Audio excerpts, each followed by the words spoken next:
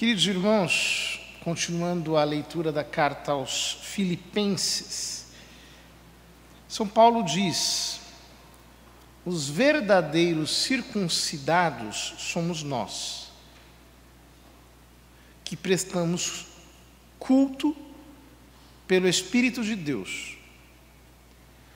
Colocamos a nossa glória em Cristo Jesus e não pomos confiança na carne. Todos sabem que a circuncisão era uma pequena cirurgia que Deus havia mandado que Abraão fizesse em si, nos seus filhos, em toda a sua tribo, etc. Porque Deus fazia, através desse sinal, uma aliança com Abraão e a sua descendência. Por isso era no órgão reprodutor masculino, removendo-se o excesso de pele, o prepúcio. E assim ficava assinalada na carne de cada varão israelita a aliança que Deus fizera com Abraão. São Paulo toma o significado material da circuncisão, porque a circuncisão remove o excesso de carne, o excesso de pele. E ele diz: os verdadeiros circuncidados somos nós, que prestamos culto, a palavra aqui é latria, então ele está falando de adoração, somos nós que adoramos pelo Espírito de Deus. Pelo Espírito, quer dizer, não é pela carne, não é num sinal carnal, é pelo Espírito. Colocamos a nossa glória em Cristo Jesus. Quer dizer, não é por minha causa, não é porque eu sou bom, não é porque eu fiz, não é porque eu tenho algo, não. Por quem Cristo é, pelo que Jesus fez, é em cima do que Ele é e do que Ele fez. É por causa dEle, a nossa glória é Ele. E não pomos confiança na carne. E aí ele diz: também eu poderia pôr minha confiança na carne.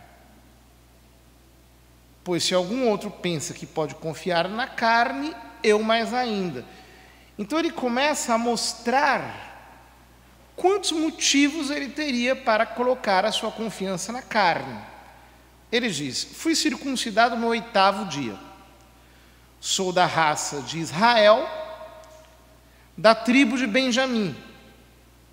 Da raça de Israel, quer dizer, ele nasceu de uma mãe judia, da tribo de Benjamim. O pai era da tribo de Benjamim, que era uma tribo conhecida por ser muito briguenta. Eles sabiam lutar com as duas mãos, inclusive com a esquerda.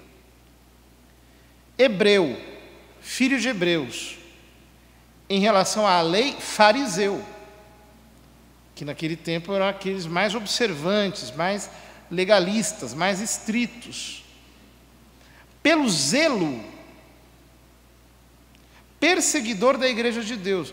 Ou seja, ele não apenas era um fariseu que obedecia, mas ele perseguiu a igreja de Deus num excesso de fidelidade ao seu judaísmo farisaico.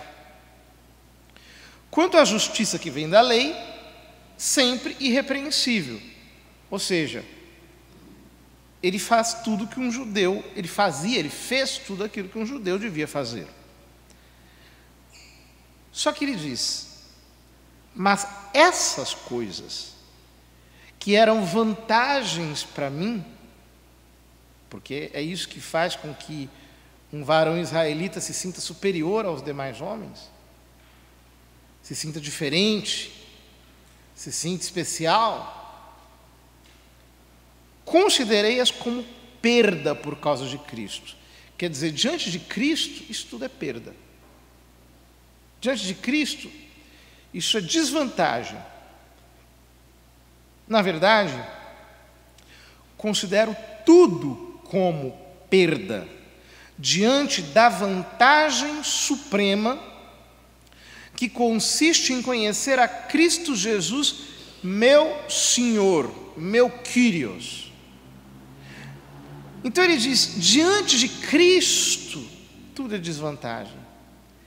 Ele é o meu Senhor, Ele é o meu Kyrios, Ele é o meu dono.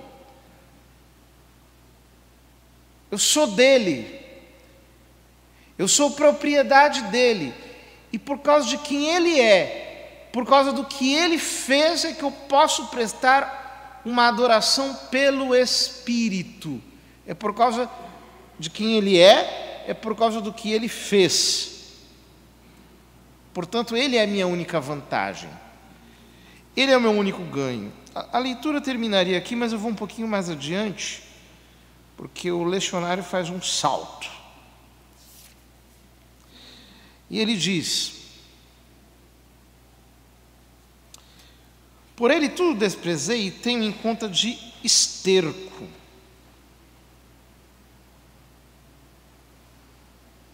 a fim de ganhar Cristo e estar com ele. Por ele desprezei tudo e considerei como esterco, a fim de ganhar Cristo e estar com ele. Que é exatamente a experiência que alguém faz quando se converte de verdade. Então, antes ele achava que ele estava muito bem, que ele tinha uma profissão, que ele tinha amigos, que ele frequentava melhores festas, que ele tinha um emprego top, que ele tinha uma posição maravilhosa, que ele tinha isso, aquilo, que ele estava levando vantagem nisso, vantagem naquilo. Aí, pumba, ele se encontra com o Evangelho.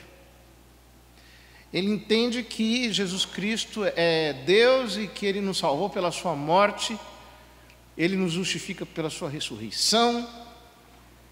E aí ele entende que Jesus Cristo é tudo e tudo que Ele tem é nada. O que ele faz? Considera tudo como lixo, como esterco. Diz, não quero mais saber. Isso que eu achava que era importante se tornou para mim lixo. Isso que eu julgava maravilhoso se tornou para mim esterco. Antes, meu Deus, eu dava toda a importância para ir naquela festa. Hoje, eu faço de tudo para não ter que ir lá. Antes, eu achava que era maravilhoso estar com aquelas pessoas. Hoje, pelo amor de Deus, eu pago para não ir, para não estar, para não ver, para não passar por aquela situação. Por quê? Porque diante de Cristo, tudo é lixo, tudo, absolutamente tudo. Por ele tudo desprezei e tenho em conta de esterco, a fim de ganhar Cristo e ser achado nele. Essa expressão é maravilhosa. Quer dizer, eu quero ser achado nele. Eu quero efetivamente perceber que a minha vida está na vida dele, que o meu ser está no ser dele. Tudo mais não tem importância nenhuma. Só quero ter a Cristo e ser achado nele. Mas ele diz mais: não com minha justiça que vem da lei, mas com a justiça que se obtém pela fé em Cristo. A justiça que vem de Deus pela fé. Quer dizer, na medida em que eu creio nele, é quando eu exercito essa fé em Cristo, no que ele fez, em quem ele é, que a graça me santifica. Por exemplo, quando eu rezo, e que eu estou exercitando a minha fé nele, em Cristo, tu és Deus, tu és meu Salvador, e eu me conecto com ele pela fé, a graça dele então me santifica. Quando eu recebo um sacramento, especialmente a comunhão, a graça dele me santifica. Anseio pelo conhecimento de Cristo e do poder, da dunamis, da sua ressurreição, que é uma coisa maravilhosa. Ele está querendo dizer, eu quero conhecer Cristo e o poder da ressurreição dele. Esse poder da ressurreição dele age em nós pela fé. É a força da fé operando em nós, que é o poder explosivo da sua ressurreição. Mas como é que eu conheço Cristo e o poder da sua ressurreição? Diz São Paulo, pela participação em seus sofrimentos, tornando-me semelhante a ele na morte, com a esperança de conseguir a ressurreição dentre os mortos. E é exatamente assim que funciona. Quando eu estou na cruz, quando eu estou na dificuldade, quando eu estou na provação, de repente eu percebo que existe um reservatório de poder que eu não sabia que existia. Na medida em que eu estou lutando com Cristo, na medida em que eu estou me sacrificando com Ele, na medida em que eu estou enfrentando obstáculos com Ele, eu percebo, Deus, eu estou sendo levado. Há uma força agindo em mim. Humanamente eu devia estar abatido, destruído, arrasado, aflito.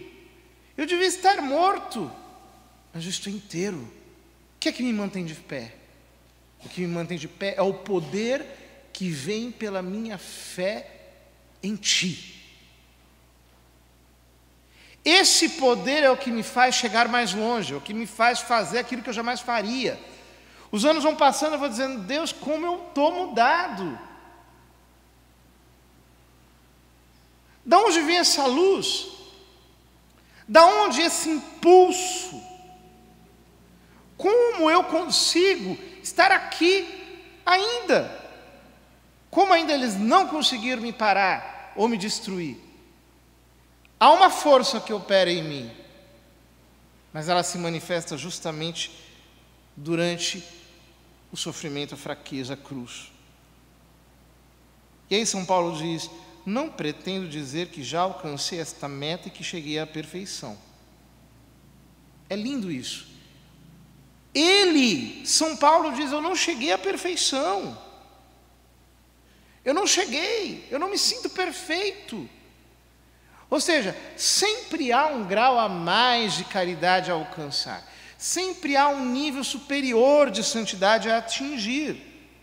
Ele diz, não, mas eu me empenho em conquistá-la, uma vez que também eu fui conquistado por Jesus Cristo. Assim como Jesus Cristo me capturou, eu me esforço por capturá-lo, por alcançá-lo. Como Ele me alcançou pela sua graça, e isso eu tenho de maneira parcial nessa vida, eu me empenho, eu me esforço para alcançá-lo no céu de maneira perfeita. Isso é maravilhoso, porque Jesus diz, esforçai-vos por entrar pela porta estreita. Porque larga é a porta e folgado o caminho que conduz à condenação, mas estreita é a porta e apertado o caminho que conduz à vida. Esforçai-vos. Eu preciso me esforçar. A esperança não é uma atitude passiva, é um correr ao encontro dele. Por isso ele diz, consciente de não tê-la ainda conquistado, só procuro isso. Deixando o que fico para trás, atiro-me ao que resta para frente. Persigo o alvo, rumo ao prêmio celeste, ao qual Deus nos chama em Jesus Cristo. Outra tradução diz, deixando as coisas que estão para trás, atiro-me para as que estão para frente. Corro na meta do alvo, na direção do alvo, rumo ao prêmio celeste, a soberana vocação de Deus em Cristo Jesus. No mais, aperfeiçoados que somos, ponhamos nisso o nosso afeto. Ponhamos nisso o nosso afeto. Ou seja, eu tenho que me esforçar na oração de cada dia por querer as coisas celestes com toda a minha alma. Eu tenho que exercitar a esperança. Eu tenho que exercitar o apreço pelas coisas do céu. Se tendes outro sentir sobre isso, Deus vos há de esclarecer.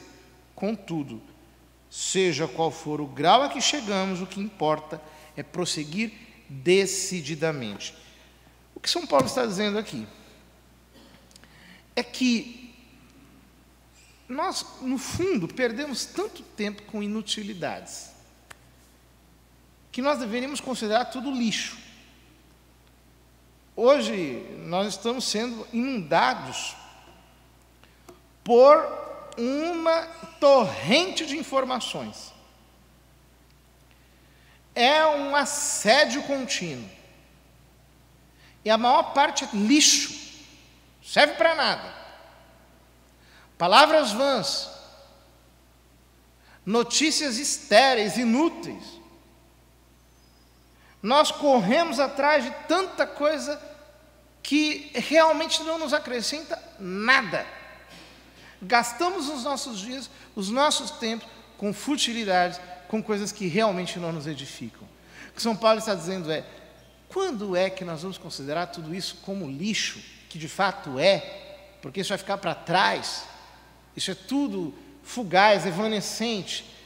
Quando é que nós vamos perceber que isso tudo é lixo, é esterco, e nós vamos realmente nos empenhar em correr na direção de Cristo? Correr, nós temos que ter pressa de chegar no céu, pressa de ser santos, pressa de amar mais a Deus, pressa de conhecer mais a Deus profundamente, pressa de que o poder da ressurreição se manifeste em nós. Às vezes nós cristãos andamos assim, nos arrastando, andamos com aquela atitude cabisbaixa, sempre ali deixando para trás as coisas de Deus. Nós não acordamos cedo para rezar, nós não colocamos ordem no plano de vida espiritual, nós não corremos ao encontro de Cristo, nós vamos rezando nos tempos que sobram, que é quase nada, de mau jeito, desatentamente, nós não priorizamos Deus, nós não queremos verdadeiramente os céus, e isso se manifesta pelas nossas escolhas, porque nós não temos pressa de nos santificar. O que São Paulo está dizendo aqui é que nós, muitas vezes, somos exatamente como aquelas pessoas do Velho Testamento que colocavam a sua confiança na carne. Nós colocamos a nossa confiança no dinheiro, no prazer, no trabalho, nas coisas da terra, e nós não estamos buscando de verdade, em primeiro lugar, o reino de Deus e a sua justiça, para que tudo se nos seja acrescentado. Precisamos nos converter e entregar-nos com todo o coração para o Senhor. Que Deus coloque em nós este desejo por mais. Que nós digamos: Deus, eu te conheço pouco ainda. São tantos anos te servindo, já era para eu estar muito além, e eu ainda estou aquém do meu chamado, da minha vocação. Deus, eu te quero conhecer de verdade. Coloque em mim um desejo de correr apressadamente ao teu encontro. Se essas forem as nossas disposições, Deus não nos deixará esperando, porque é Ele que quer se dar a nós inteiramente, alcançar-nos, para que, enfim, nós o alcancemos.